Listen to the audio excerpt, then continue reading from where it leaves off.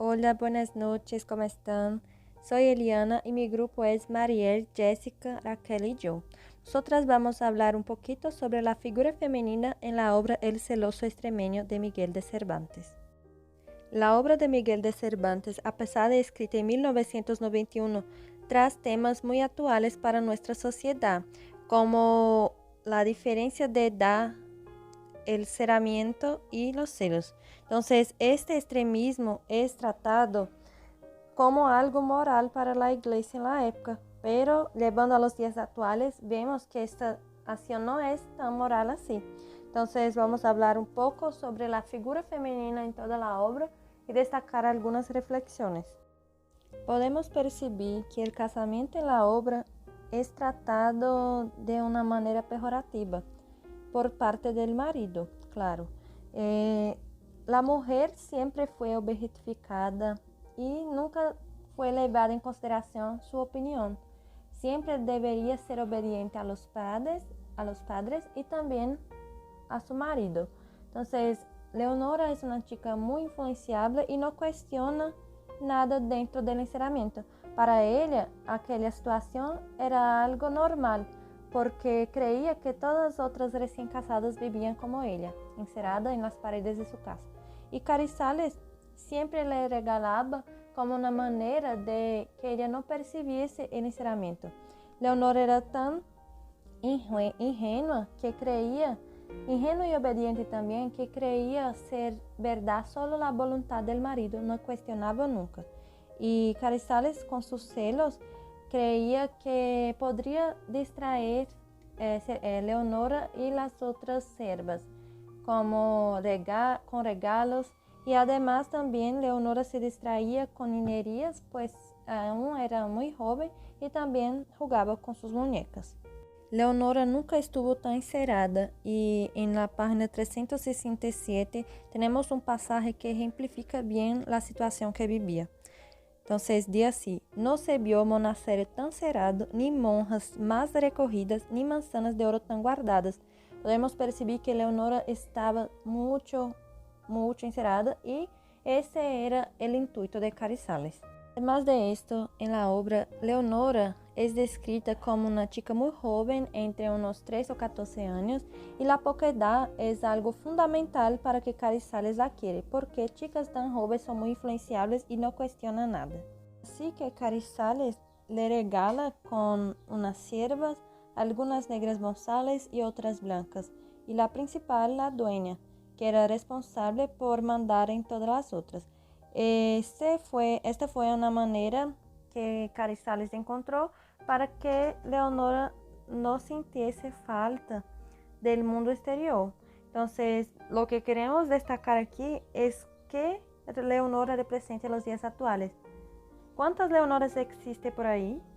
Además de todo, el encerramiento estaba para todas. Ninguna salía de allá sino con la voluntad y la permisión de Carrizales, acompañados de él. Entonces, una de las principales reflexiones es si hoy en día aún tenemos estas acciones. ¿Cuántos maridos aprisionan a sus mujeres en casa y no le dejan hacer nada? Entonces, son puntos a destacar. El intento control y el intenso encerramiento fue algo que despertó curiosidad en las chicas de tener una visión con el mundo exterior, y la música fue lo responsable por eso.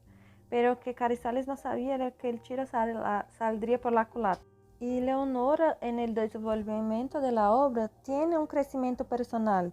Sale de una chica ingenua, manipulable, para una chica decisiva y dueña de sus propias decisiones. Y las otras mujeres también tienen un desenvolvimiento personal. Tenemos las criadas, que están decididas a escuchar la música, además sin pensar en las consecuencias, y la dueña, que pasa de una mandante para una invejosa, porque quería tener derechos iguales, además de su raza. Quería tener el mismo reconocimiento que las otras, y principalmente quería tener el mismo que Leonora, y por eso lo hizo que hice. Entonces, además, vamos a destacar este desenvolvimiento personal de Leonora y al fin que tuvo de decisiones y cómo cambió su Hola, vida. buenas noches. Mi nombre es Marielle. Desde el principio de la Pasión de Carrizales, Leonora representa para él un objeto, y vemos esto en su habla cuando observas en el balcón y dice el narrador el que viejo pensó. Casar-se com ella, encerrarela e harela a mis mañas, e con esto no tendrá otra condición que aquella que yo enseñaré. Y no soy tan viejo que no pueda perder la esperanza de tener hijos que me hereden. Leonora es pues objetificada doblemente por Carrizales. Por un lado, el propósito del marido es el de encerrarla y protegerla del resto de las personas como lo haría con sus barras de oro y plata, además de jugar con ello como si fuera un juguete con el que hacer sus mañas.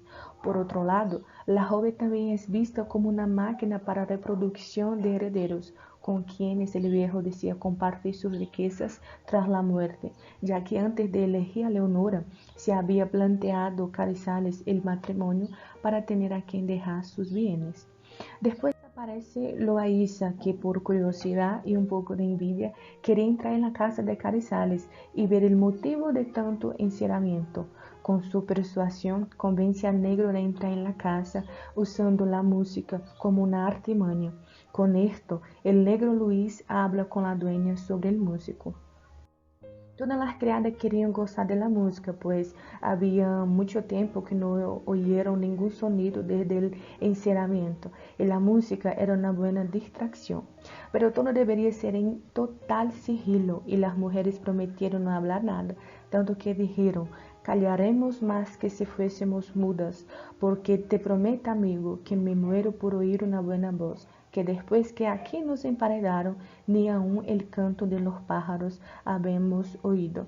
La manera que todas creen que sería mejor para poder escuchar las canciones era hacer el viejo Carrizales dormir, y una frase bien impactante fue: no serían ellos polvos de sueños para él, sino que polvos de vida para nosotras y para la pobre de mi dueña, Leonora. En la noche siguiente, el músico vio a todas las criadas y la simple Leonora temerosa y temblando de que no despertase su marido. Aunque ella, vencida de este temor, no había querido venir. Como tantas cosas les dijeron sus criadas, especialmente la dueña Guiomar, de la suavidad de la música, y la pobre señora, convencida y persuadida de ellas, hubo de hacer lo que no tenía ni tuviera jamás en voluntad. Luego que escuchan la canción, todas las criadas quieren ver al músico más cerca, pero Leonora no autoriza de inicio, pues decía que no se hiciese tal cosa ni tal entrada, porque le pesaría en el alma, pues desde allí le podían ver y oír a su salvo y sin peligro de su honra. Al principio la idea para el músico entrar en la casa era hacer una copia de la llave. Con todo, Leonora hace al hombre jurar por la vida de sus padres y por la iglesia. Así tenía la palabra que no haría nada que sino que los mandara. Leonora no hizo la copia porque el efecto del ungüento era tan bueno, más tan bueno, que podría sacar la llave siempre que necesitara. Además, la primera noche que ella untó al marido, parecía que estaba él embalsamado para la sepultura. Ella estaba un poco con recelo con las intenciones del músico, y por esto lo hizo jurar otra vez más. Después de ser convencido por las doncellas y especialmente por la dueña, Leonora acude a ver al mozo cantar. Después de Loaísa jurar que hacería solamente lo que pediría Leonora, le unta al viejo los polvos para mantenerlo dormido y coge la llave de debajo del colchón en el que su esposo dormía, consiguiendo mantener Loaísa dentro de la casa. Hasta aquí parece claro que el comportamiento de Leonora empieza a cambiar. La chica sumisa y obediente de la que se hablaba en un primer momento pasa a ser un sujeto activo al permitirle la entrada del joven a la casa. Y hay algo muy interesante también en esta parte sobre la honra de las mujeres. Todas eran honradas, menos Leonora porque ya tenía esposo. Esta honra estaba siempre relacionada con la virginidad. Al desarrollo de De esta parte, Guimar no contentado inventa que Carrizales despierta y aquí comenzó su venganza. Así que todas las criadas huyen y solo queda el músico, Leonora y la dueña. Así que con la persuasión de la dueña, Leonora se rindió, se engañó y se perdió, dando entierro con todas las prevenciones del discreto Carrizales, que dormía el sueño de la muerte de su honra. Pero la verdad de Leonora, a pesar de tan poco aprendizaje, es la verdad de su alma, que abre y transmite a los otros. Vemos que la verdad de Carrizales, que era la infidelidad de su esposa, y la esperanza de Loaysa, que era querer casarse con ella tras la muerte del viejo, son verdades muy distintas de lo que Leonora creía. Ella logra transformarse y conocerse, alcanzando su felicidad, que era entendida esta como la tranquilidad y serenidad que quiere cualquier individuo para sí. Percebe que no podía ser feliz mientras no se conociera, por eso requiere de la entrada de Loaysa para descubrir su sexualidad y dejarle finalmente a un lado. Hola, me llamo Jessica y bueno, voy a hacer un pequeño resumen hasta llegar a la parte de Leonora, que es mi enfoque. Tenemos aquí unos dibujos de algunos de los personajes: Carrizales, Leonora, la dueña y Loaysa. Vale. Para esto es necesario ver algunos puntos que trae el libro, como la dueña María Alonso intenta convencer a Leonora a quedarse con Loaysa. De este punto quiero pasar a otro punto, que es el celo demasiado de Carrizales. Era tan extremo que cuando despertóse y se dio cuenta que su esposa no estaba y tampoco la llave entre los colchones, él empieza a perder el juicio y fue a procurar a Leonora. Él la encuentra dormida en los brazos del virote, y esto es como una lanzada en su corazón. Y dijo: y con todo esto tomara la venganza que aquella gran maldad requería.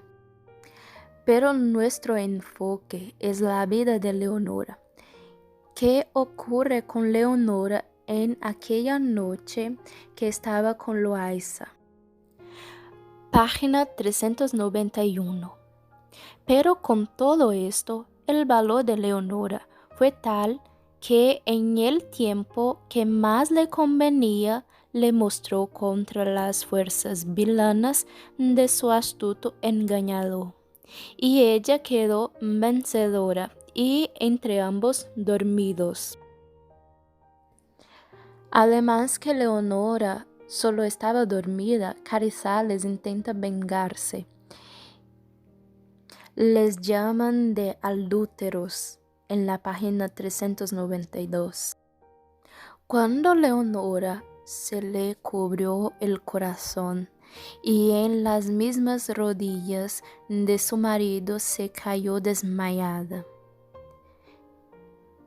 Leonora hasta intenta decir a su esposo que no fue lo que ocurre. Carrizales tenía esta idea de venganza, aunque después dijo que no haría esto, que ayudaría a Leonora. La decisión de él fue una venganza, porque él dobla el dote de Leonora y pide que ella se case con el virote después de su muerte.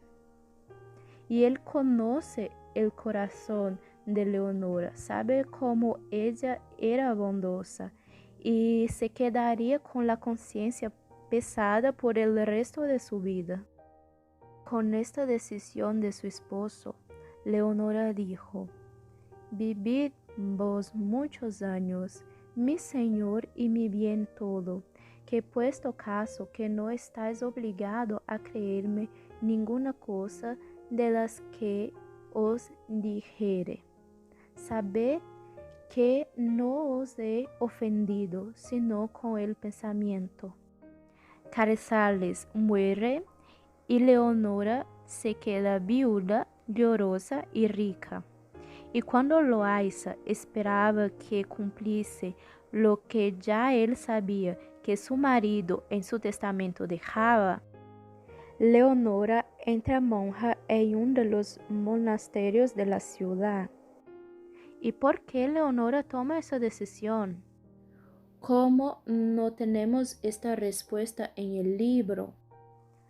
Tengo dos hipótesis. La primera es, ella no lo trae y no piensa en traicionar mismo después de su muerte. O sea, no puede seguir el testamento que dejó su esposo, porque ahí sí ella sería adúltera si quedase con el virote. Y lo más importante para Leonora era seguir los mandamientos de la iglesia. La segunda hipótesis es que Leonora se sintió culpable con todo lo que ocurrió y quiso pagar sus errores en el monasterio. Lo más importante en este final de la historia es que Leonora toma su propia decisión sin la ayuda de otra persona.